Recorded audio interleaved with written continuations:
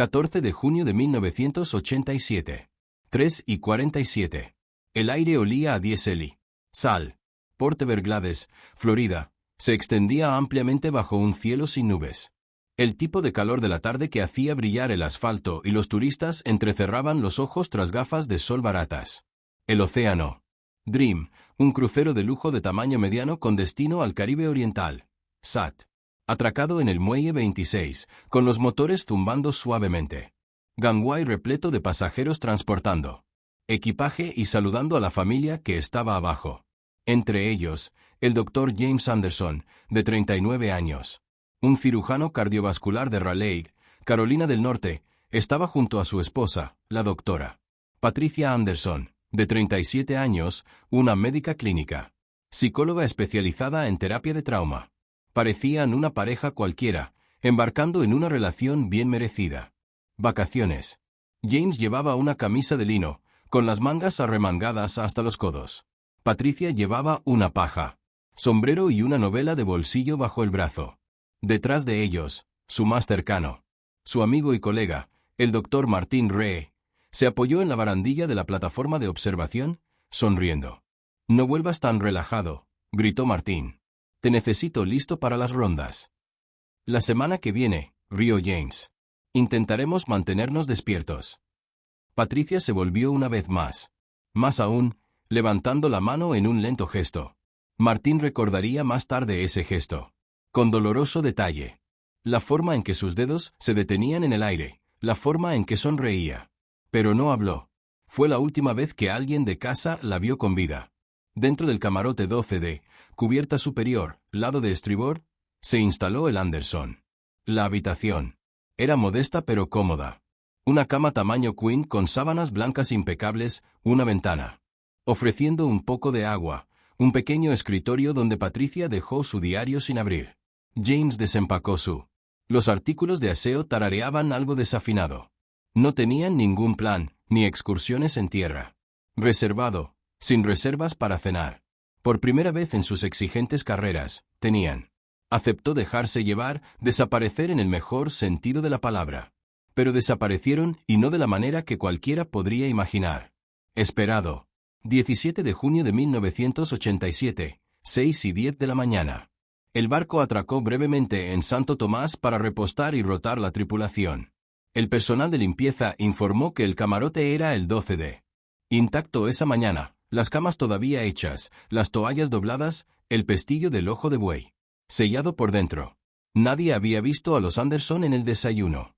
No habían asistido a la reunión de la noche anterior. Fiesta. Su tarjeta de acceso no mostró actividad desde el 15 de junio, poco después de las 9 de la noche. Al mediodía, la tripulación inició el protocolo de persona desaparecida. Para cuando el Oceanic Dream regresó a puerto Everglades el 21 de junio, el FBI ya había sido notificado. La Guardia Costera. Se inició una búsqueda. Se tomaron declaraciones de los pasajeros y la tripulación. El buque fue. Se revisó el material de seguridad, aunque la cobertura fue limitada en 1987. No hay cámaras en las cubiertas exteriores, ni registros digitales, solo manifiestos escritos a mano y grabaciones analógicas. La cabina de Anderson permaneció prístina, intacta, silenciosa, como si el océano simplemente los hubiera borrado. 22 de junio de 1987. 10:15 de la mañana. Estación de la Guardia Costera de los Estados Unidos, Fort Lauderdale. Teniente. Ángela Cortez se encontraba en una sala de reuniones, sin ventanas revisando el informe preliminar del incidente. 2 pasajeros desaparecidos. Ambos médicos. No hay antecedentes de conflictos matrimoniales, problemas financieros o problemas mentales. Crisis sanitaria. Último avistamiento confirmado. 15 de junio, 9 salida del barco. Comedor principal. No hay llamadas de socorro. No hay indicios de violencia. No hay testigos. Cortez revisó el manifiesto de pasajeros, comparando las asignaciones de la tripulación. Notó algo extraño. Los Anderson habían solicitaron un cambio de cabina el 14 de junio, el día que embarcaron. Originalmente asignados a la cabina 8A, se trasladaron a la 12D. No se dio ninguna explicación. La solicitud se le concedió sin cuestionamientos. Rodeó la nota con tinta roja. Luego, lea la siguiente línea. La cabina 8 había sido reasignada al día siguiente a un pasajero sin cita previa. Un hombre que viajaba solo, cuyo nombre figuraba como David Carna. La búsqueda no arrojó resultados. No. Cuerpos, sin escombros, sin ropa enganchada en el vestíbulo del barco. Los buzos revisaron línea de agua. Unidades caninas inspeccionaron las bodegas de carga. Cada compartimento de almacenamiento, cada tripulación, cada bote salvavidas fue inspeccionado. Las pertenencias del Anderson fueron catalogadas y guardadas en bolsas. Una billetera de cuero. Un anillo de bodas dejado en el mostrador del baño. Gafas de sol graduadas. Una postal a medio escribir dirigida a Martín Rey, nunca sellado, nunca enviado. El mensaje decía: por fin estoy aprendiendo a respirar de nuevo, pronto más. Pero no hubo más, solo silencio. Y 2 nombres en una lista de pasajeros que no condujo a ninguna parte. 24 de junio de 1987, Raleigh, Carolina del Norte. Los residentes de Anderson se sentaron en una calle tranquila, bordeada de robles y casas coloniales de ladrillo. Martín Reyes se reunió con el FBI. Agentes en la sala de estar de la pareja. Todo estaba exactamente como lo habían dejado. El correo apilado en la encimera de la cocina. Tazas de café en el fregadero. Una foto enmarcada en la repisa. James y Patricia el día de su boda, riendo bajo un dosel de flores de magnolia. Martín dijo: investigadores todo lo que sabía. Los Anderson estaban dedicados a su trabajo y entre ellos. Sin enemigos, sin deudas. Enemigos. Habían reservado el crucero en el último minuto después de que Patricia completara un caso particularmente agotador que involucraba a un sobreviviente de trauma infantil. Necesitaba distancia. James había aceptado sin vacilación. Pero había una cosa que Martín recordaba. Algo pequeño. El día antes de irse, James lo había llamado y le había preguntado si Martín podía revisar su buzón mientras estaban fuera. Entonces, hizo una pausa como si quisiera decir algo más. Finalmente, simplemente dijo: si algo no va bien, llama a la policía. No esperes. Martín se rió en ese momento. Ahora, no podía dejar de repetir esas palabras. 3 semanas después de que se presentó el informe, la posición oficial de la Guardia Costera. Se anunció: se presume perdido en el mar. No hay evidencia de actividad criminal. Caso permaneció abierto pero inactivo. Pero quienes conocían a los Anderson se negaron a aceptar. Martín Rey escribió cartas a los senadores. La hermana de Patricia contrató a un investigador privado. La madre de James colocaba una vela en la ventana todas las noches y la dejaba encendida hasta el amanecer. El caso desapareció de los titulares, pero nunca se cerró del todo. Porque 8 años más tarde, algo saldría a la superficie. No en el agua, ni en el barco, sino en él. El último lugar donde alguien pensó buscar en la vida de un hombre que nunca debería haber estado allí. 25 de junio de 1987. 2 esterilizaciones de 34. Señora, Hospital Raleigh Memorial, Carolina del Norte.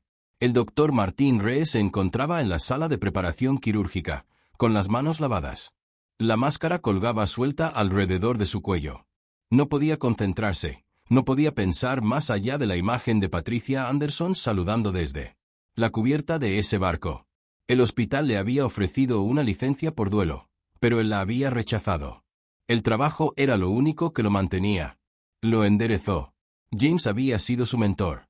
Patricia había sido quien lo convenció. Durante su divorcio 3 años antes, sentado en su oficina pasada la medianoche, sin mirar el reloj ni una sola vez. No eran solo colegas, eran familia. Y ahora se habían ido. Simplemente se habían ido.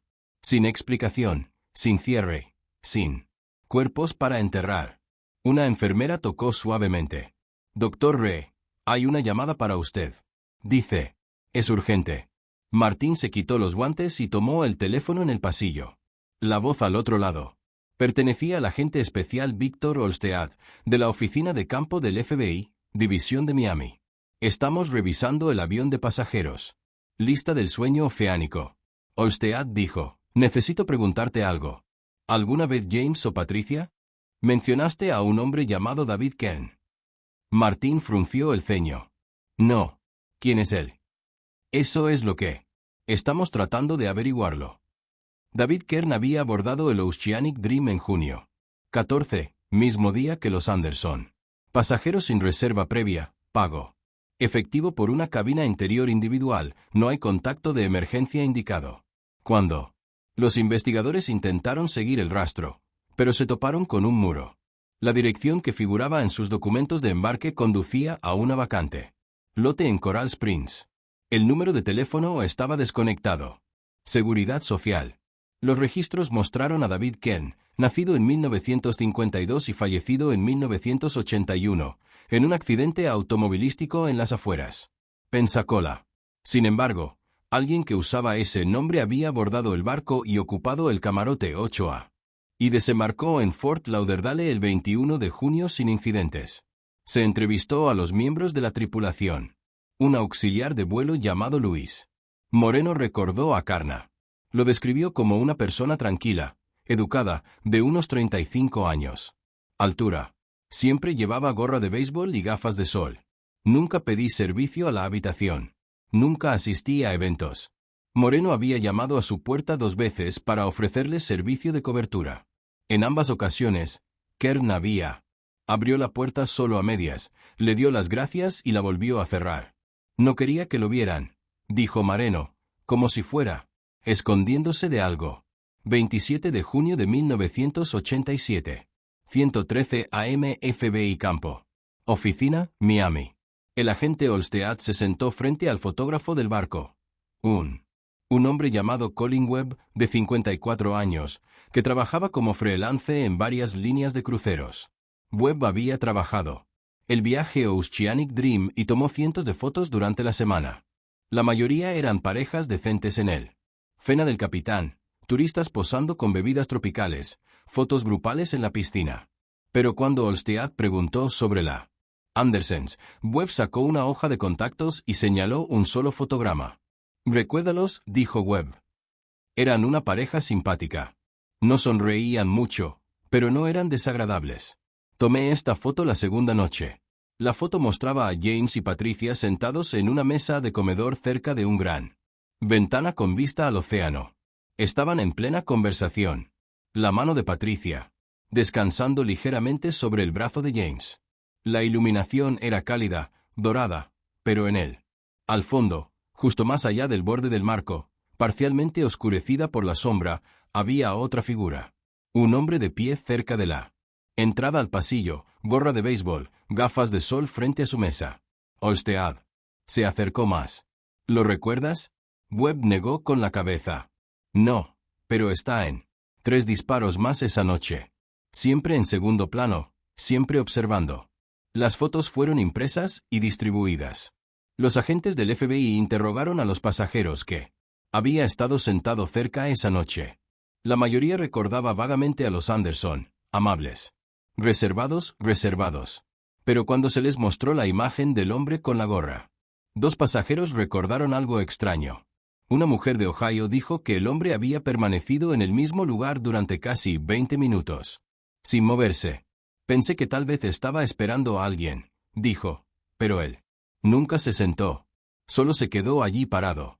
Un banquero jubilado de Virginia dijo que vi al mismo hombre en la cubierta superior la noche siguiente, solo, apoyado en la barandilla, mirando hacia las cabañas de abajo. Se me quedó grabado por cómo. Aún así era como una estatua. 30 de junio de 1987, la casa de los Anderson.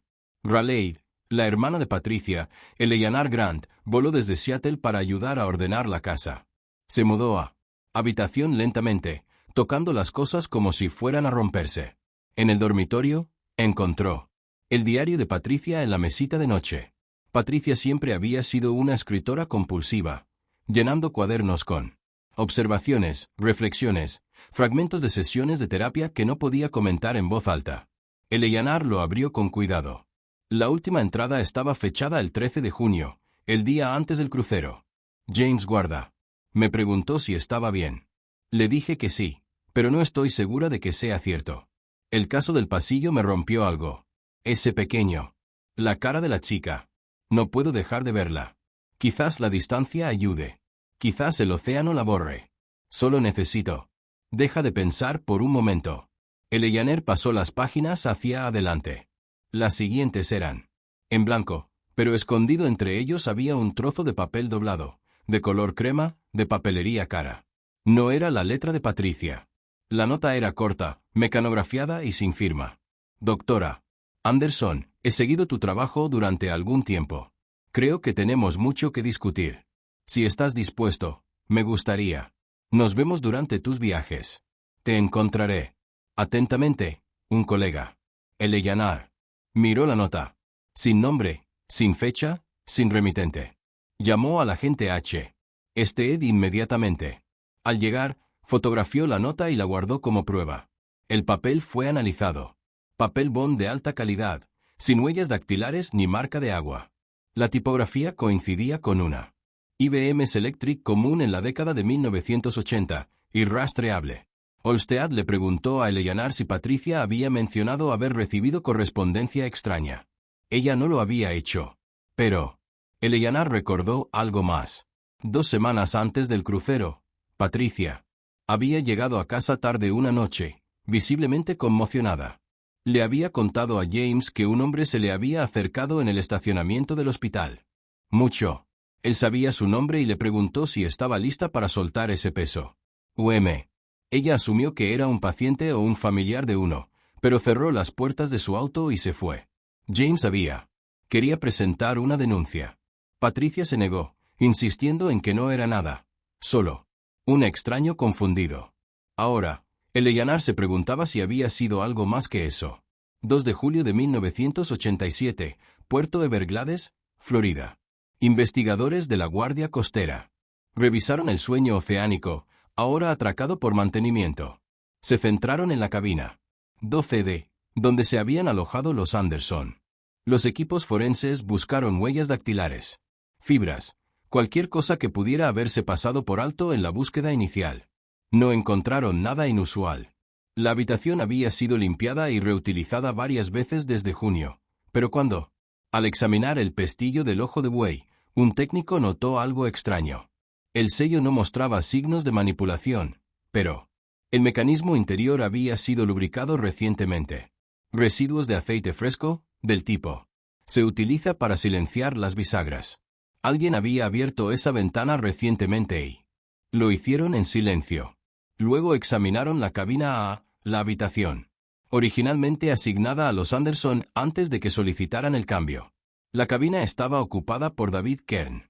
En el interior, los investigadores encontraron el espacio estéril. No se dejaron objetos personales. No había huellas dactilares en las superficies. El baño había sido limpiado. Incluso el cubo de basura estaba vacío. Pero en el armario, encajada detrás de la barra de colgar, había una sola fotografía Polaroid. Mostraba el exterior de la cabina 12D, tomada desde la cubierta superior. El ángulo sugería que alguien había estado parado directamente encima mirando hacia abajo en la parte posterior escrita a lápiz. Yusef, segunda ventana desde estribor.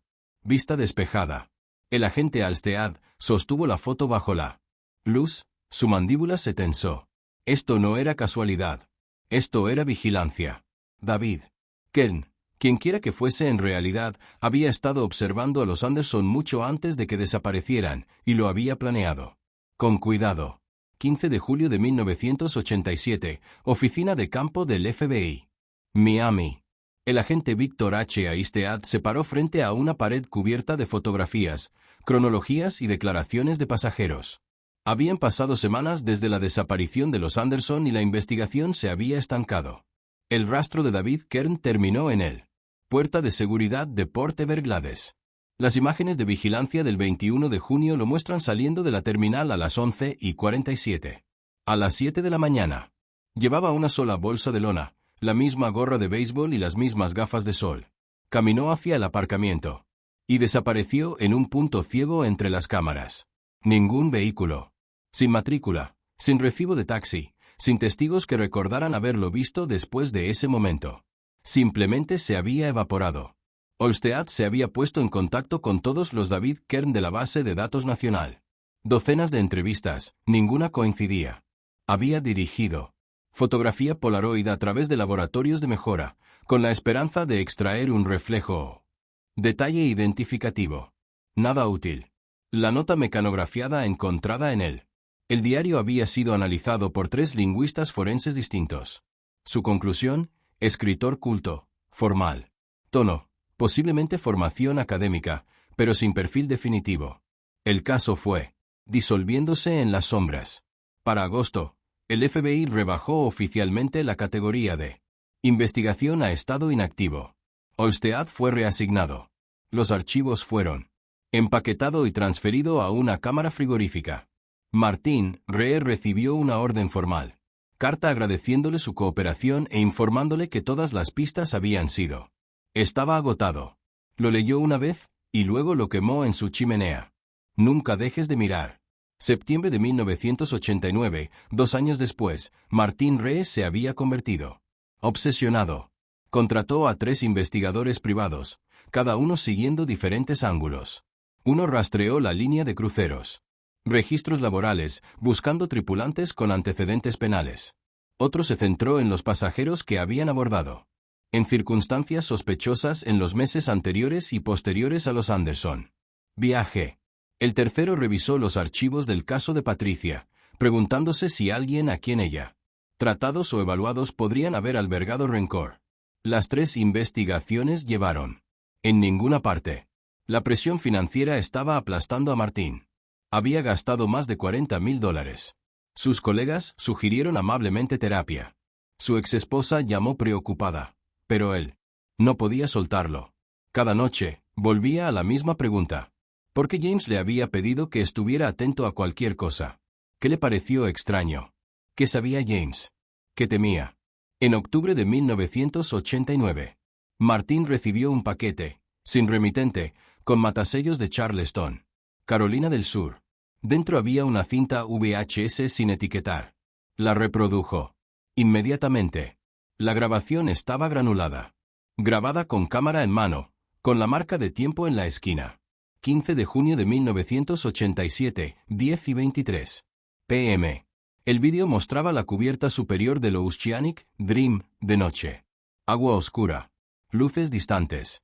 Luego, la cámara giró lentamente hacia la derecha, enfocando una fila de las ventanas de la cabina. Una ventana, la segunda desde la izquierda, mostraba movimiento en el interior. 2 figuras visibles a través de cortinas transparentes, un hombre y una mujer, los Anderson.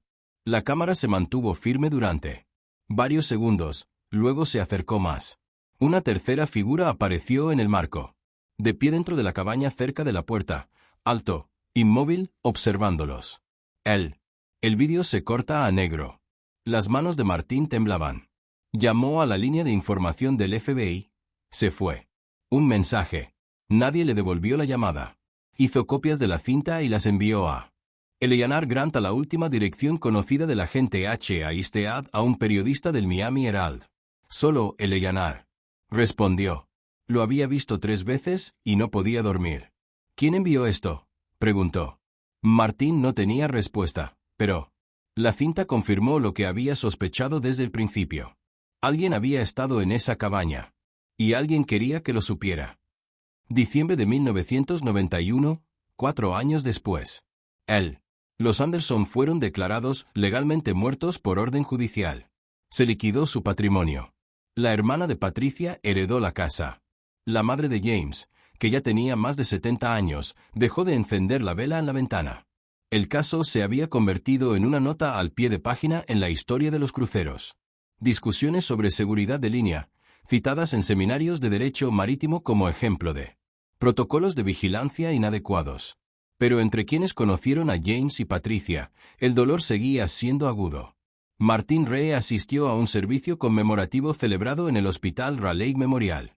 Vinieron 100 personas, colegas, antiguos pacientes, amigos. Un capellán habló sobre sanación y aceptación. Martin se quedó atrás, en silencio. No creía en el cierre, no sin respuestas.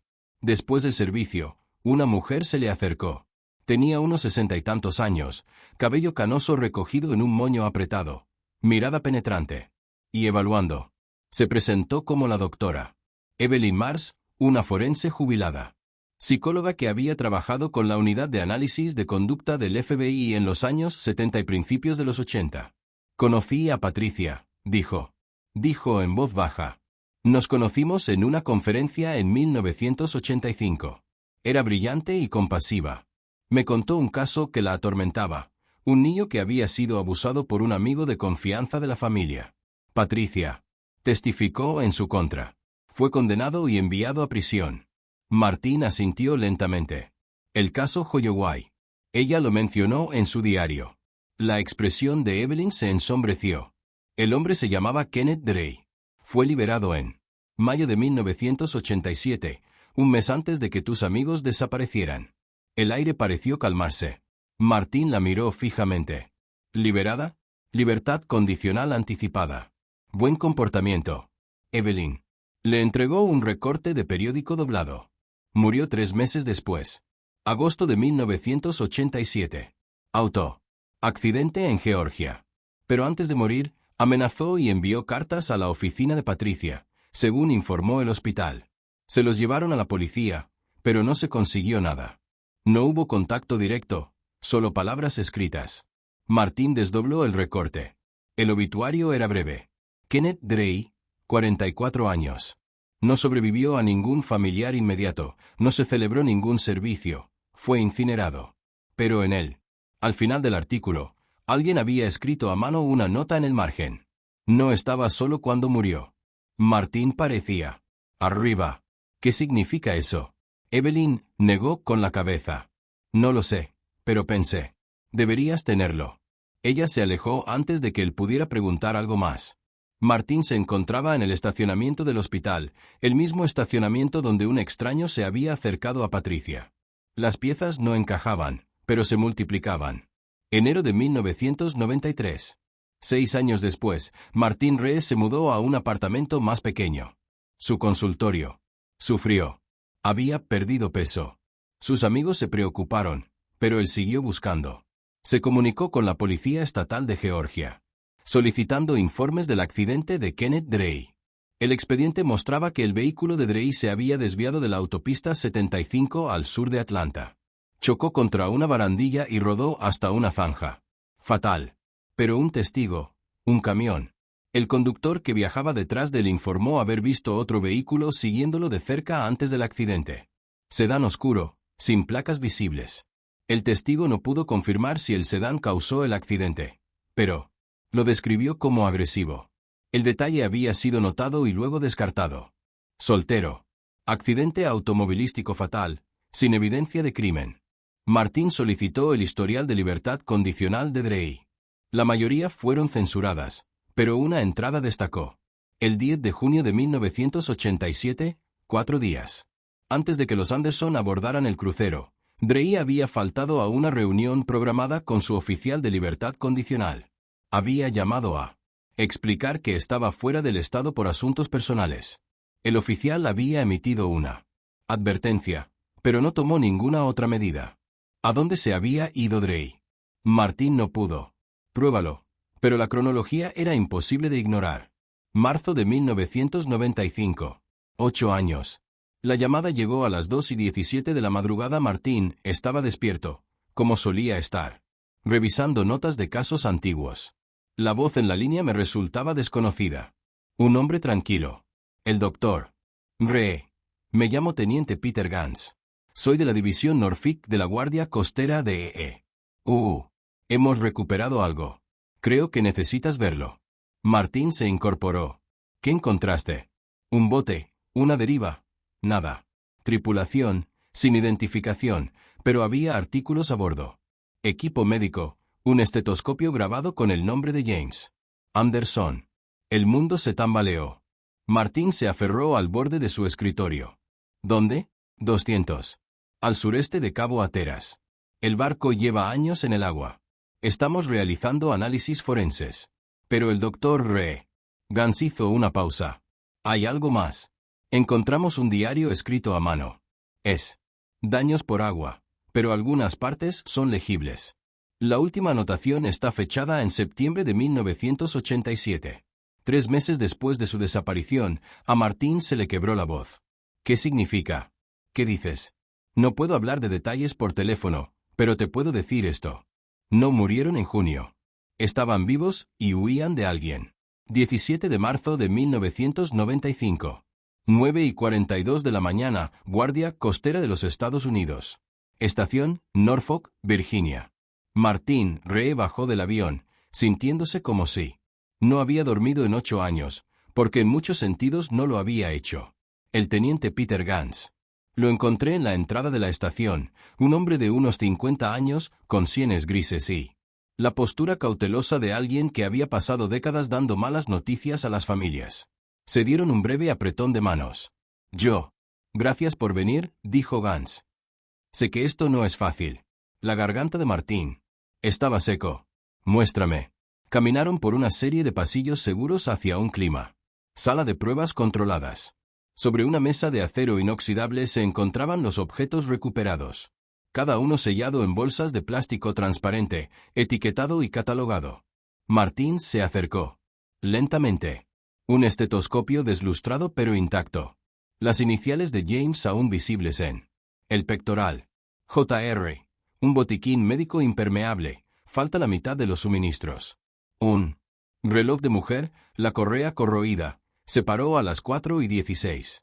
Patricia había usado ese reloj todos los días. Y luego el diario, encuadernado en cuero, hinchado por el agua del mar, con las páginas deformadas y descolorido, pero lo suficientemente conservado para leer. Gans le entregó una transcripción. Fotografiamos cada página legible. Esto es lo que pudimos recuperar. Martín tomó el documento con manos temblorosas.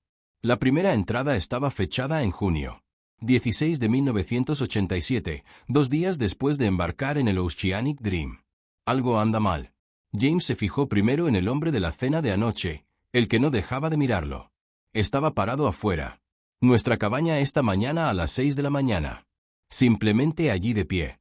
Cuando James abrió la puerta para enfrentarlo, se alejó sin decir palabra.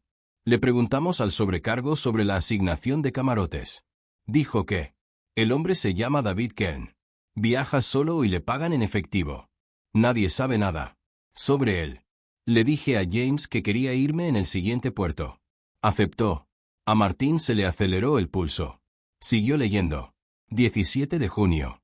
Intentamos desembarcar en St. Thomas, hicimos las maletas, fuimos a la pasarela, pero cuando presentamos nuestros documentos, la tripulación dijo que hubo un problema con nuestro papeleo. Una discrepancia. Nos dijeron que tendríamos que esperar hasta que regresáramos a Florida para resolverlo. James argumentó. Nunca lo había visto tan enojado. Pero no lo harían. Nos dejaron bajar. Regresamos a la cabaña. El hombre Kerna estaba de nuevo en el pasillo. Observando, siempre observando. 18 de junio. James encontró una nota deslizada. Esta mañana, bajo nuestra puerta. Escrito sin firmar. Decía, Dr. Anderson, me destrozó la vida. Ahora borraré la suya. Lentamente. Sé quién lo envió. Kenneth Drey. James quería ir con el capitán, pero lo convenció de no hacerlo. Si Drey está aquí, si usa un nombre falso, entonces planeo esto. Él sabe que estamos atrapados. No podemos escapar. No podemos pedir ayuda sin probar nada. Y si hacemos ruido, sabrá que lo estamos siguiendo. Nos quedaremos en el camarote, cerraremos la puerta con llave, esperaremos hasta llegar a puerto. Luego, iremos directo a la policía. Martín miró a Gans. Kenneth Drey. Él estaba. Un abusador de menores convicto. Patricia testificó en su contra. Fue liberado un mes antes de que abordaran el barco. Gans asintió con tristeza. Estamos revisando su nombre en todas las bases de datos. Pero, sigue leyendo. 19 de junio. Algo pasó el último noche. Oímos arañazos en la puerta alrededor de las 3 de la madrugada, como si alguien estuviera probando la cerradura. James agarró una silla y la colocó. Lo pusimos bajo la manija. No dormimos. Esta mañana, el personal tocó para entregar toallas limpias. Cuando abrimos la puerta, había arañazos profundos en el marco. Quien lo hizo quería que los viéramos, quería que tuviéramos miedo. James encontró al sobrecargo de nuevo, exigió. Para saber si Carnas seguía a bordo. El sobrecargo revisó el manifiesto y palideció. Dijo que Carna había desembarcado en Santo Tomás, se dio de baja voluntariamente, Pero eso es imposible. Lo vimos ayer. En el pasillo cerca de la piscina. Sigue aquí. Las manos de Martín se apretaron en el papel. Las entradas se volvieron más frenéticas. 20 de junio. James habló con otro. Hoy, un pasajero, un hombre mayor, dijo que había visto a alguien que coincidía con la descripción de Karna entrando en las áreas de la tripulación. No autorizado. El hombre lo denunció, pero no se hizo nada. Estamos empezando a darnos cuenta de que la tripulación o no le importa o no nos cree. Estamos solos esta noche. James cerró la portilla con una toalla. Dijo, si Drey intenta entrar por la ventana, al menos lo oiremos. No puedo dejar de temblar. Nuestro 21 de junio. La letra aquí era apresurada. Casi ilegible. Estamos de vuelta en Florida, pero no bajamos. Un hombre se acercó a James en la terminal, alguien que se identificó como agente federal. Nos dijo que habían visto a Drey en la zona y que estábamos en peligro. Dijo que teníamos que ir con él inmediatamente, que el FBI tenía un lugar seguro. Preparado. Mostró sus credenciales. Todo parecía legítimo, así que fuimos. Pero ahora no creo que fuera del FBI. Creo que cometimos un terrible error. La siguiente entrada fue 3 semanas después, en julio. 10 de marzo de 1987. Estamos en un barco. No sé a dónde. El hombre que nos llevó no es un agente de la ley. Se llama Garrett. Dice ser un contratista de seguridad privada. Dice que alguien lo contrató para protegernos. Pero no dice quién. James no confía en él. Yo tampoco. Pero se ha mantenido. Nos mantiene vivos. Dice que Drey sigue buscando. Dice que Drey tiene contactos y recursos. No lo sabía. Que no parará hasta que estemos muertos. Garrett dice que no podemos ir a casa, que no podemos contactar a nadie. Si lo hacemos, Drey nos encontrará. Así que nos quedamos en el agua, escondidos, esperando. 3 de agosto. 1987. Garrett nos dijo la verdad hoy. No lo contrataron para protegernos. Lo contrataron para matarnos por Drey. Pero Garrett dijo que no podía hacerlo. Dijo que le recordábamos a su hermana y su esposo. Así que, en cambio, nos esconde. Está poniendo su propia vida en riesgo. James preguntó por qué. Garrett dijo porque algunas líneas no debería cruzarse. Pero también dijo que Drey nunca se detendrá. Que la única manera de que esto termine es si Drey cree que estamos ya muerta. 2 de septiembre de 1987. La última anotación. La letra de Patricia. Tembloroso, exhausto. Garrett dice, tenemos que abandonar el barco. Alguien ha estado preguntando. Preguntas en los puertos. Alguien se acerca. Nos está preparando nuevas identidades, nuevos documentos. Dice que tendremos que desaparecer por completo, cambiar nuestros nombres, nuestras caras, todo. James está dispuesto. Yo no estoy seguro, pero no veo otra opción.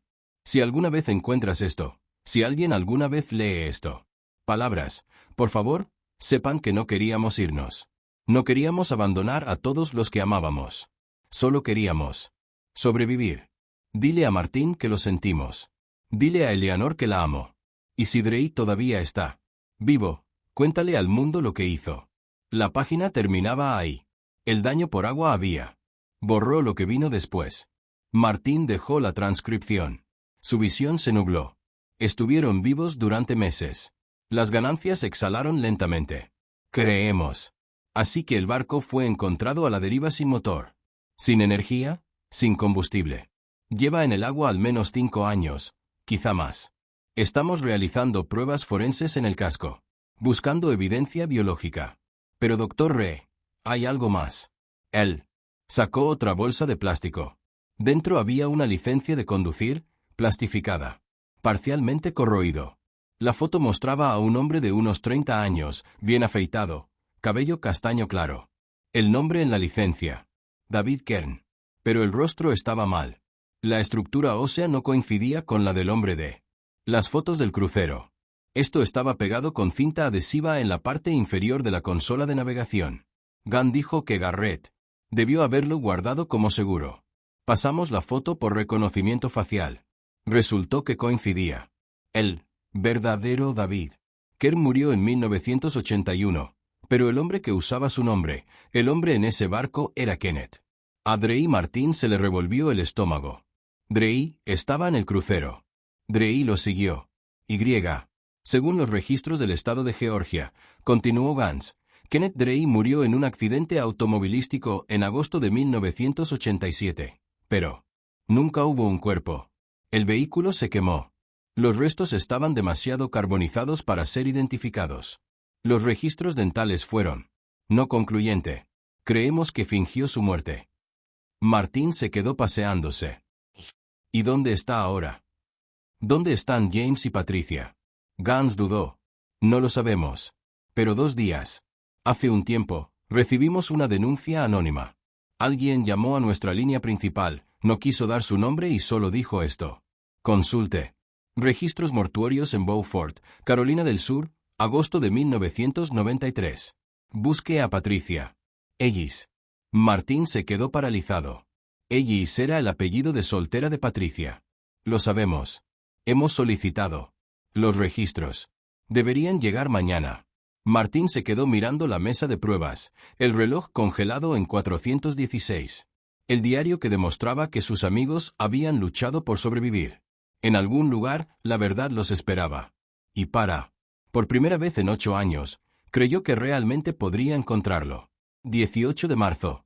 1995, séptimo 23 de ellos, Beaufort, Carolina del Sur, Oficina de Registros Vitales.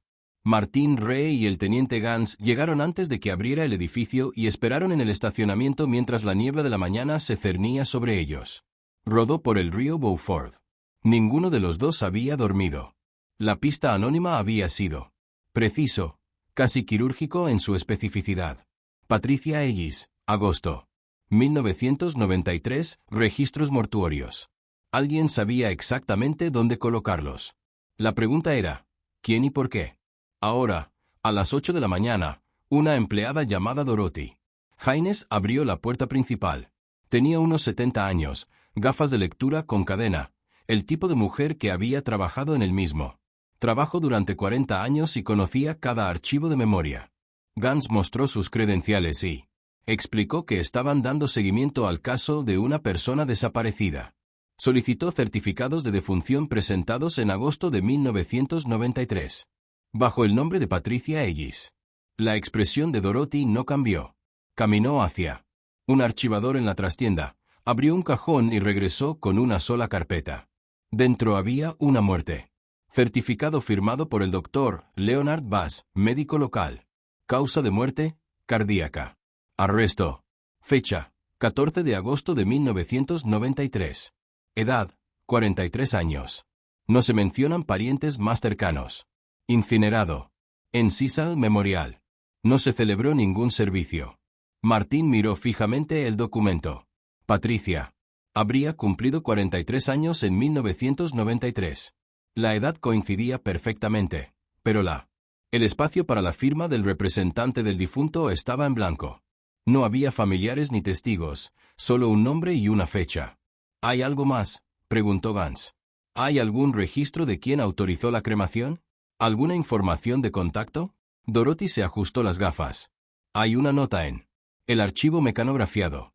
Dice que los arreglos fueron pagados por adelantado por un tercero a través de un fideicomiso privado, sin nombre. La funeraria tendría más detalles. Cecil Memorial estaba a 2 millas al este, una pequeña capilla con columnas blancas y una vista de el pantano de agua salada. El director, un hombre llamado Paul Kershaw, los conoció en su oficina. Era más joven de lo que Martín esperaba, tal vez 40, con ojos amables y el comportamiento cuidadoso de alguien que había pasado años consolando a familias en duelo. Recuerdo el caso Ellis. Kershaw dijo en voz baja, fue inusual. Los arreglos se manejaron completamente. Por teléfono. Nadie vino a identificar el cuerpo. Nadie asistió a la cremación. El pago se transfirió desde una cuenta en el extranjero. Intenté contactarme, pero el número que me dieron estaba desconectado. En una semana. ¿De dónde salió el cuerpo?, preguntó Gans. Kershaw sacó un libro de contabilidad de su escritorio. Forense del condado. La encontraron muerta en una cabaña de alquiler. Fuera de la autopista 21. El dueño la descubrió cuando ella no salió a tiempo. El forense dictaminó que fueron causas naturales, no había signos de trauma ni circunstancias sospechosas. La voz de Martín sonaba tensa. ¿Alguien verificó su identidad? Kershaw dudó. El forense usó huellas dactilares. Coincidieron con los registros de la base de datos nacional de Patricia Ellis. Pero él siguió. ¿Pero qué? El forense en ese momento era el doctor Raymond Toller. Se jubiló en 1994. Se mudó a Arizona. Pero antes de irse, me dijo algo extraño. Dijo que tenía dudas sobre el caso de Ellis. Dijo que las huellas dactilares coincidían, pero los registros dentales de la mujer no coincidían con cualquier cosa en el sistema, como si alguien los hubiera borrado. Quería investigar más adelante, pero el caso se cerró antes de que pudiera hacerlo. Gans y Martín intercambiaron una mirada. ¿Tienes una foto del difunto?, preguntó Gans. Kershaw estrechó la mano. Su cabeza. No se tomaron fotos. Eso también es inusual, pero no inaudito con cremaciones privadas. Martín sintió que el suelo se movía bajo sus pies. ¿Dónde está la cabaña de alquiler? ¿La qué? La encontraron. A unos 19 kilómetros al norte. Es de propiedad privada. La propiedad ha sido. Se vendió desde entonces, pero puedo darte la dirección. Condujeron en silencio. La cabaña se encontraba al final de un camino de tierra, rodeada de robles cubiertos de musgo español. Era pequeña y desgastada, con un porche hundido y pintura descascarada. Un cartel de la ley estaba clavado en la entrada. Patio, descolorido e inclinado. Nadie respondió cuando Gans llamó. Intentó abrir la puerta. Cerrado. Martín caminó por el lateral, mirando a través de las ventanas polvorientas. Dentro. Los muebles estaban cubiertos con sábanas. No había señales de ocupación reciente. Pero en el porche trasero, Martín encontró algo. Una pequeña caja de metal, oxidada y parcialmente oculto bajo una tabla podrida. Lo abrió. Dentro había 3 objetos. Un par de gafas de lectura con montura metálica, un mapa plegado de la costa de Carolina del Sur, y una fotografía Polaroid. La foto mostraba a 2 personas de pie en un muelle en puesta de sol. Un hombre y una mujer, con el rostro alejado de la cámara, tomados de la mano. El reverso está escrito con lápiz tenue. James y Patricia, septiembre de 1987. Las manos de Martín temblaban. Estaban allí. Estaban vivos. Gans examinó el mapa. Varias ubicaciones estaban marcadas con tinta roja: Beaufort, Charleston, Savannah. Y más al norte, un pequeño pueblo costero llamado Isla Edisto. Junto a él, un nota manuscrita: contacto de Garrett. A salvo. 20 de marzo de 1995. Isla Edisto, Sur Carolina. La isla era remota, accesible solo por un puente de 2 carriles. Sobre marismas, población de menos de 300 residentes permanentes. El tipo de lugar donde los extraños eran notados y recordados. Gans y Martín se registraron en una pequeña posada y comenzaron haciendo preguntas. Mostraron la Polaroid a los lugareños y fotos de James y Patricia de 1987. La mayoría de la gente negó con la cabeza, pero una mujer mayor que trabajaba en la tienda general de la isla se detuvo cuando vio la foto. «Las he visto», dijo lentamente. «No exactamente esas caras, pero había una pareja que vivió aquí por un tiempo. Mediados de los 90, tal vez 92 o 93. Ellos se mantuvieron apartados, alquilaron una cabaña en el extremo sur y pagaron en efectivo. Ella estaba tranquilo, amable. Estaba más nervioso, siempre mirando por encima del hombro. Se fueron. De repente, un verano. Sin dirección de reenvío. ¿Recuerda sus nombres? Martín preguntó. Pensó un momento. Ellis, creo. Robert y Patricia Ellis. A Martín se le encogió el pecho. James había adoptado el apellido de soltera de Patricia. Se habían estado escondiendo a plena vista. La cabaña todavía estaba allí, ahora ocupada por una pareja jubilada de Ohio. Pero el administrador de la propiedad, un hombre llamado Vernon Cross, recordaba a los Ellis. Gente amable, nunca causaban problemas. Pagaban 6 meses antes. Un día, se fueron. Dejaron la mayoría de sus cosas. Las guardé en una caja. Almacenamiento por si volvían. Nunca lo hicieron.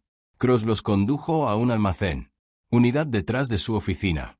Dentro había 2 cajas de cartón cerradas con cinta adhesiva, cubiertas de polvo. Martín abrió el primero con cuidado. Dentro había libros, medicina, diarios, una fotografía enmarcada de una boda, rostros que reconoció al instante. James y Patricia Anderson, más jóvenes, sonrientes, rodeados de amigos. Martins. Su propio rostro era visible al fondo. La segunda caja contenía ropa, artículos de aseo y una caja de zapatos llena de cartas escritas a mano. Martín abrió una. Estaba dirigida a Eleanor, la hermana de Patricia, pero nunca se envió. Querida Eleanor, no sé si alguna vez podré. No sé si querrás saber de mí después de todo. Pero necesito que sepas que estoy. Todavía estamos aquí. James también. Estamos vivos. Estamos a salvo. Pero no podemos volver a casa. No. Todavía. Quizás nunca. El hombre que nos quiere muertos, sigue ahí fuera. Y él es paciente. Esperará lo que sea necesario. Hemos cambiado nuestros nombres, nuestros rostros, nuestros vidas. Ahora somos fantasmas. Pero pienso en ti todos los días. Pienso en Martín, en mamá, en la vida que abandonado. Lo siento mucho. Lo siento muchísimo. La carta estaba fechada en noviembre de 1992, 5 años después de su desaparición. Martín lo leyó 3 veces, con lágrimas corriendo por su rostro. Habían estado vivos durante años, y habían estado solos. Gans estaba hablando por teléfono con el laboratorio forense de la Guardia Costera. Cuando colgó, su expresión era sombría. Terminaron de analizar el barco. Las muestras de ADN recuperadas de la cabina coinciden con las de James y Patricia Anderson. Pero hay más. Encontraron rastros de sangre, no de ellos.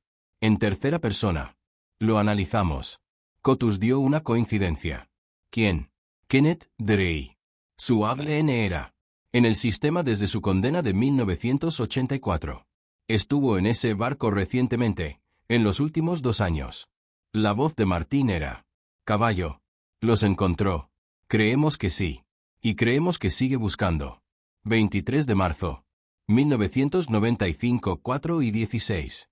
Oficina de campo del FBI, Charleston. El caso se había reabierto oficialmente, ahora clasificado como una búsqueda federal. Kenneth Drey, a.k.a. David Kern, también conocido como Robert Kern, también conocido como media docena de otros alias, era buscado por secuestro, acoso y presunto homicidio. Su rostro era distribuido a todas las agencias policiales de la costa este. Pero Drey era un fantasma. Sin tarjetas de crédito, sin teléfono. Registros, sin rastro de papel. Se movió por el mundo como humo hasta que la analista Jennifer Cho encontró algo. Estaba revisando los registros financieros vinculados a la cuenta en el extranjero, que había pagado la cremación de Patricia Ellis. La cuenta había estado inactiva desde 1993, pero en febrero de 1995 recibió una transferencia bancaria de $50,000, depositado desde un banco en Charlotte, Carolina del Norte. La transacción fue marcada porque se originó desde un acuerdo de sucesión. El patrimonio del excolega de Martín Reese, el Dr. Richard Oulane, quien falleció de cáncer en enero 1995. Gans y Martín volaron a Charlotte de inmediato. Se reunieron con el director de Oulane ejecutivo, un abogado llamado Alan Spence. Spence confirmó que Oulane incluyó una cláusula extraña en su testamento, un sobresellado con instrucciones de transferir $50,000 a una cuenta específica 60 días después de su muerte. Sin explicación, sin destinatario. Nombre, solo el número de cuenta. ¿Conocía el Dr. Oulane a los Anderson? Gans preguntó. Spence asintió. Trabajaban juntos. Estaba devastado cuando desapareció. Incluso contrató investigadores por su cuenta. Gastó una fortuna intentando encontrarlos. Pero después de unos años, dejó de hablar de ello. Supuse que ya había pasado página. La voz de Martín era tranquila. Él no siguió adelante. Los encontró. Spence parecía confundido. ¿Qué quieres decir? El dinero no era para una cremación, dijo Martín. Era una señal. Oulane les enviaba fondos para que siguieran adelante. Sabía que estaban vivos. Los estaba ayudando. Gans sacó su teléfono. Sí. Oulane estaba en contacto con ellos. Podría haber registros, cartas, registros telefónicos. Registraron la oficina de Oulane. Ahora está despejado y cerrado. Pero en un cajón del escritorio, debajo de un doble fondo, encontré una sola ficha. En ella, un número de teléfono y una dirección. Adisto. Isla, Carolina del Sur. La cabaña y debajo una segunda dirección. Está en Asheville, Carolina del Norte. Actual, 24 de marzo de 1995. 11:52 Asheville, Carolina del Norte. La dirección conducía a un pequeño dúplex en un barrio tranquilo cerca de la universidad. Las luces estaban apagadas. No había ningún coche en la entrada. Gans pidió refuerzos. 3 unidades de patrulla llegaron en 10 minutos. Se acercaron con cuidado. Armas desenfundadas. Gans llamó a la puerta. No. Respuesta. Volvió a llamar, más fuerte. Una voz apagada desde dentro. ¿Quiénes? Agentes federales, abren la puerta. Silencio. Luego, el sonido de una cerradura girando. La puerta se abrió 15 centímetros, sujeta por una cadena. El rostro de un hombre apareció en el hueco. De unos 50 años. Barba canosa, ojos cansados. «¿James Anderson?», preguntó Gans. El rostro del hombre. Arrugado. Cerró los ojos, asintió una vez y abrió la puerta. James Anderson parecía un hombre que había envejecido 20 años en 8. Su cabello estaba estriado con gris, le temblaban las manos. Llevaba una sudadera descolorida y vaqueros, ambos demasiado grande para su delgada figura. Detrás de él, el dúplex era escaso. Un sofá, un televisión, una pequeña mesa de cocina con una sola silla. ¿Dónde está Patricia?, Martín preguntó, dando un paso adelante. James lo miró y Martín vio la respuesta en sus ojos antes de hablar. «Está muerta», dijo James en voz baja. «Murió hace años en Beaufort». Las rodillas de Martín se doblaron. Gans lo sujetó y lo estabilizó. James se hundió en el sofá, con la cabeza entre las manos. «Fue su corazón», dijo James. Continuó con la voz quebrada. «Había estado teniendo episodios durante meses. Estrés, miedo, años de huida. No quería. Fue a ver a un médico, no quería arriesgarse a que la encontraran. Una noche, ella simplemente se desplomó. Intenté RCP, pedí ayuda, pero era demasiado tarde. Levantó la vista, con lágrimas. Transmisión. No pude enterrarla bajo su nombre real. Drey seguía buscando. Así que usé a Ellis, pagué en efectivo y la incineré. No sabía qué más hacer». «¿Dónde?». «Son sus cenizas», susurró Martín. James señaló la repisa. «Una simple cerámica. Urna sin marcar. Ella está aquí. Siempre ha estado aquí». Gans habló con cuidado. «El señor Anderson, Kenneth Drey sigue vivo. Encontramos su ADN en el barco. Ha estado buscándote. ¿Sabes dónde está?». James se secó la cara. «No lo sé. Pero nos encontró una vez en Beaufort, 3 semanas antes de que Patricia muriera. Vino a la cabaña, se paró en el porche y miró a la derecha. Nos miró por la ventana. Luego se fue. Creo que quería que supiéramos que había ganado. Que nunca seríamos libres». «¿Por qué no te presentaste entonces?», preguntó Gans. «Porque tenía miedo. Miedo por Patricia. Temía que terminara lo que empezó. Después de que ella murió, no me importó. Ya no podía dejarla. No podía dejarla sola». Miró a Martín. «Lo siento. Lo siento mucho. Yo quería llamarte 1000 veces. Quería decirte que estábamos bien, pero no lo estábamos. Nunca estuvimos bien». Martín cruzó la habitación, se sentó junto a su amigo y lo abrazó. James sollozaba contra su hombro, mientras 8 años de dolor se derramaban. Pero el caso no había terminado. Drey seguía ahí fuera.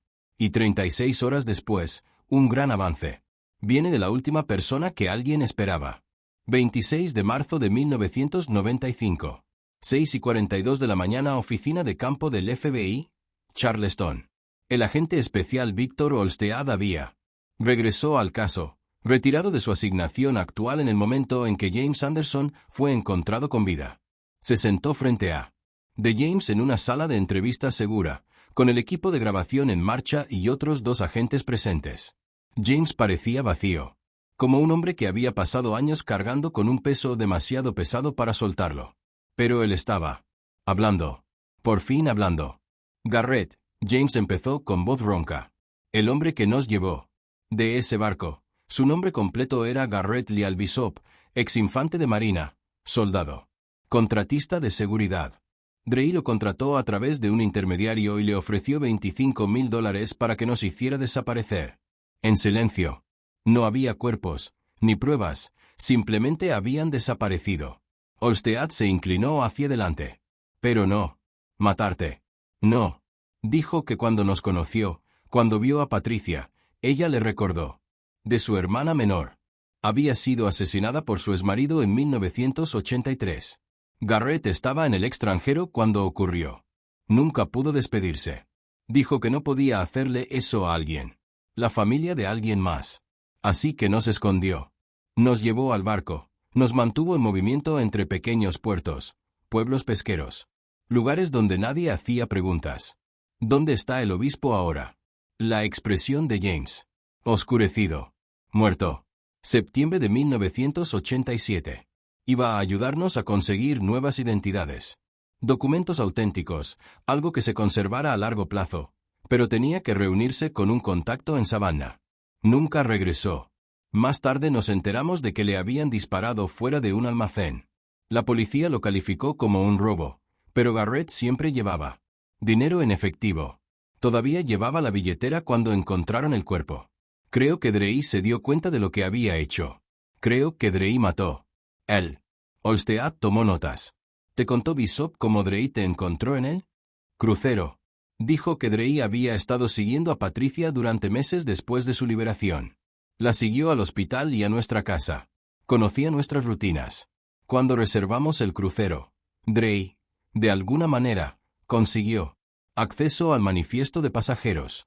Embarcó con un nombre falso. Sobornó a un miembro de la tripulación para que nos reasignara la cabina y esperó. Quería que pareciera un accidente, como si nos hubiéramos caído por la borda. Pero cuando nos quedamos en la cabina, cuando dejó de ir a áreas públicas, se dio cuenta de que lo sabíamos. Así que cambiamos de táctica. Le pagó a Garrett para que lo terminara en silencio. Y cuando Garrett lo traicionó, Drey se fue. Tranquilo. Durante años, pensamos que tal vez se había dado por vencido, que había seguido adelante. Pero Patricia siempre dijo que no lo haría. Ella dijo, los hombres como Drey no se dejan llevar. Solo esperan. La voz de James se quebró. Tenía razón. Olstead deslizó una fotografía sobre la mesa. Mostraba la foto de Kenneth Drey tomada en 1984, antes de su condena. Ojos duros, labios finos, un rostro hecho para la crueldad. ¿Cuándo fue la última vez que viste? Él. Junio de 1993. Beaufort. Llegó a la cabaña donde nos alojábamos, se paró en el porche, no tocó, no habló, solo nos miró por la ventana durante unos 30 segundos, luego se fue. Patricia tuvo un ataque de pánico esa noche. Su corazón ya estaba débil. El estrés la destruyó. 2 meses después, se había ido. Olstead cerró la carpeta. Señor Anderson, vamos a encontrarlo, pero necesito que lo piense bien. ¿Drey mencionó a alguien más? Asociados, ¿a dónde podría ir? James dudó. Luego asintió lentamente. Allí. Fue algo que nos contó Garrett. Dijo que Drey tenía un hermano menor. Habían estado. Se habían distanciado durante años, pero Garrett pensó que el hermano podría haber ayudado a Drey con documentos y dinero. Dijo que el hermano vivía en algún lugar de Virginia, trabajaba en una imprenta. Eso es todo lo que recuerdo. Fue suficiente. 27 de marzo de 1995. 2:14 de la tarde, Roanoke, Virginia. Analistas del FBI revisaron la historia familiar de Kenneth Drey en todas las bases de datos disponibles. Encontraron una medio hermano, Stephen Drey, nacido en 1959.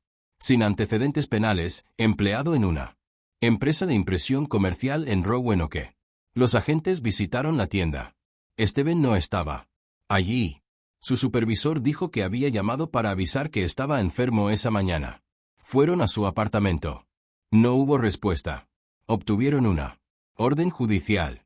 Dentro encontraron una computadora de escritorio, registros financieros y un archivador lleno de documentos falsificados, licencias de conducir, seguridad social, tarjetas, actas de nacimiento, decenas de identidades y, en un cajón del escritorio, una libro de contabilidad manuscrito. Cada entrada incluía un nombre, una fecha y una ubicación. La última. Entrada, 25 de marzo de 1995, Cadray, Asheville, NC. Stephen Drake fue arrestado esa noche en una estación de autobuses de Greensboro mientras intentaba huir. Durante el interrogatorio, rompió. En una hora. Admitió haberle proporcionado a su hermano identidades falsas durante más de una década. Dijo que Kenneth le había pagado. En efectivo, a veces lo amenazaban, y él les daba algo crítico. Dirección. Una cabaña en las montañas a las afueras de Boone, Carolina del Norte. Ubicación actual de Kenneth Drake, 28 de marzo. 1995, 4:52 de la madrugada, Condado de Vidga, Carolina del Norte. La cabaña estaba al final de un camino de grava rodeado de un denso bosque a 15 millas del pueblo más cercano. Unidades tácticas del FBI rodearon la propiedad en oscuridad, visores nocturnos atravesando los árboles.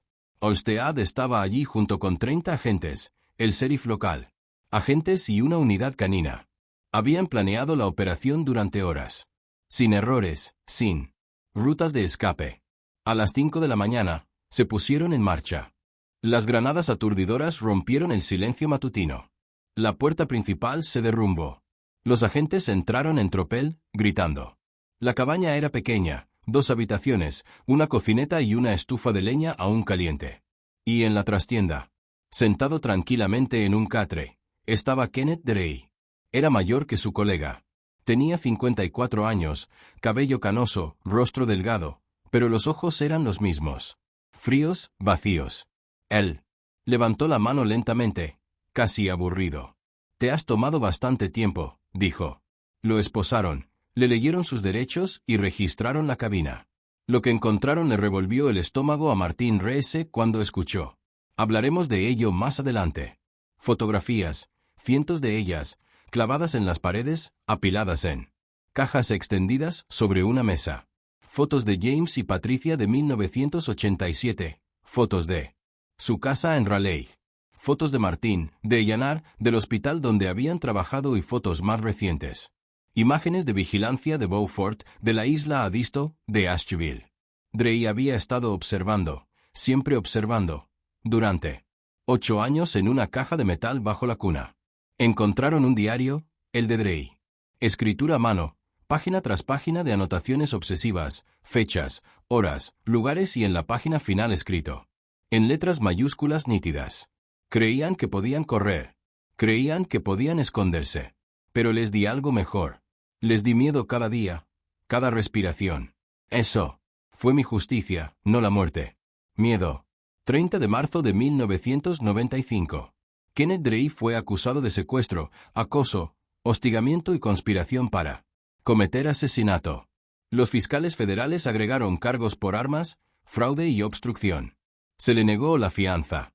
El caso llegó a los titulares nacionales. El Dr. Copley desapareció en un crucero en 1987. 8 años después, la Guardia Costera encontró esta publicación en los periódicos de todo el país. Junto con fotos de James y Patricia de tiempos más felices. La comunidad de Raleigh se conmocionó. Antiguos pacientes de los Anderson contaron historias de su amabilidad, su dedicación. Se celebraron vigilias. Se estableció un fondo conmemorativo en nombre de Patricia. Para sobrevivientes de trauma infantil. Martín Ree estuvo junto a James en una conferencia de prensa. Ambos hombres estaban exhaustos. Ambos sufrieron a su manera. James habló. Brevemente, su voz firme pero tranquila. Mi esposa y yo pasamos 8 años corriendo. De un hombre que no podía aceptar que se había hecho justicia. Patricia no merece lo que le pasó. Nadie lo merece. Pero quiero que la gente sepa que nunca dejó de ser médica, incluso en escondido. Ayudaba a la gente donde quiera que íbamos, escuchaba sus dificultades y ofrecía orientación cuando podía. Nunca dejó de preocuparse. Así era ella y así quiero que la recuerden. 15 de abril de 1995. Hospital Memorial de Raleigh. Se celebró un servicio conmemorativo en la capilla del hospital. Asistieron más de 300 personas, entre colegas, pacientes y amigos. Eleanor Grant voló desde Seattle, finalmente pudiendo llorar a su hermana como es debido. Habló sobre Patricia, su dedicación a su trabajo, su empatía, su negativa a apartar la mirada del sufrimiento. Salvó vidas, dijo Eleanor entre lágrimas. Streaming. No solo como médico, sino como una persona que creía que todos merecían compasión, incluso cuando le costaba. Todo. Martín habló al final. Habló de James y Patricia tal como los conoció. Brillante, amable, inquebrantable en su compromiso de ayudar a los demás. Él describió la última vez que los vio, saludándolos desde la cubierta de ese barco, y como había repetido ese momento 1000 veces. Buscando algo que se le había escapado. Pasé 8 años buscando respuestas. Dijo, y los encontré. Pero la respuesta que más quería, aquella en la que regresaron a casa sanos y salvos, donde todos pudimos crecer. Viejos juntos. Ese nunca lo tendré. Así que, en cambio, me aferraré a esto. Se amaron hasta el final. Lucharon por sobrevivir y nunca dejaron de ser las personas que admirábamos. Eso no es nada. Es todo. Después del servicio, James depositó las cenizas de Patricia en un jardín conmemorativo. Afuera del hospital, una simple lápida estaba grabada con su nombre, sus fechas y una sola línea. Ella escuchó, cuando otros miraban hacia otro lado. En junio de 1996, Kenneth Drake fue condenado por todos los delitos. Cargos, condenado a cadena perpetua sin libertad condicional. No mostró remordimiento alguno durante la sentencia ni ofreció disculpas. El juez lo llamó un depredador que utilizó el miedo como arma de castigo y señaló que sus acciones no solo habían destruido las vidas de los Anderson, sino que habían privado a una comunidad de 2 dedicados sanadores. Drake murió en prisión en 2003. Nadie asistió a su funeral. James Anderson lentamente reconstruyó su vida. No pudo volver a la cirugía. Sus manos temblaban demasiado. El trauma era demasiado profundo. Pero se convirtió en consejero voluntario para víctimas de acoso y violencia doméstica, utilizando su experiencia para ayudar a otros a navegar sistemas que le habían fallado. Nunca se volvió a casar y nunca salió de Asheville. Todos los años, en el cumpleaños de Patricia, la visitaba. El jardín conmemorativo en Raleigh y se sentó junto a su piedra durante horas, hablando como si todavía estuviera escuchando. Martín Ree finalmente regresó a la práctica a tiempo completo, aunque nunca dejó de abogar por mejores protocolos de seguridad para los pasajeros en los cruceros. Testificó ante el Congreso 2 veces, impulsando para sistemas de vigilancia mejorados y capacitación obligatoria de tripulaciones para casos de personas desaparecidas. Legislación aprobada en la Ley de 1998, conocida informalmente como Ley Anderson, exigía que todos los cruceros operando en aguas estadounidenses para instalar sistemas integrales de cámaras y mantener el seguimiento de los pasajeros en tiempo real. Septiembre de 2005, 10 años después del cierre del caso, Martín recibí una carta de una mujer de Oregón. Había sido una de las pacientes de Patricia en 1986, una adolescente que sobrevivió al abuso y testificó contra su atacante porque Patricia se había sentado con ella, le tomó la mano y le dijo que era valiente. Vi las noticias sobre el doctor Anderson. La mujer escribió, quería que supieras que ella me salvó la vida, no solo una vez, sino todos los días desde entonces, porque ella me enseñó que valía la pena salvarme. Por favor, dile a su esposo que ella sigue aquí, ayudando a la gente, incluso ahora. Algunas luces no se apagan. Simplemente cambian de forma. Martín leyó la carta a James por encima del teléfono. Hubo un largo silencio. Entonces James dijo en voz baja, gracias. Necesitaba. ¿Qué? Noviembre de 2010. James Anderson falleció pacíficamente en su sueño a los 62 años. Insuficiencia cardíaca. Fue enterrado junto al monumento conmemorativo de Patricia. Piedra en Raleigh. El grabado en su lápida decía, nunca dejó de tomarle la mano. En el funeral, Martín se encontraba ante una multitud más pequeña, con menos caras conocidas. El tiempo le había pasado factura. Pero habló con claridad. James y Patricia Anderson Nos las robaron 2 veces. Una vez por un hombre que no pudo dejar atrás el odio, y otra por tiempo. Pero lo que no pudo robar, lo que el tiempo no puede borrar es la memoria, es el impacto. Es amor. Siguen aquí. En cada paciente que recibió compasión cuando lo necesitaban más. En cada póliza que protege a los viajeros. En cada persona que se niega a renunciar a alguien que amor. Ese es el peso que ellos cargaron, y ahora lo llevamos adelante. La capilla estaba en silencio, salvo por el llanto silencioso. Años después, Martín Ree se jubilaría. Pasaba por el jardín conmemorativo de camino a casa, a veces se detenía y se sentaba en el banco. Dedicado a los Anderson. Pensaría en ese crucero de los últimos. Cada vez que los veía saludar, susurraba lo mismo cada vez, lo lograste. Casa. Finalmente, llegaste a casa. La verdad había tardado 8 años en llegar. Superficie. La justicia había llegado lenta y dolorosamente. Pero al final, el amor había. El miedo había sobrevivido. La memoria había sobrevivido la crueldad, y 2 nombres, James y Patricia Anderson, quedó grabada no solo en piedra, sino en los corazones de todos los que los conocieron. Algunas desapariciones nunca se resuelven, pero esta sí, y eso importaba.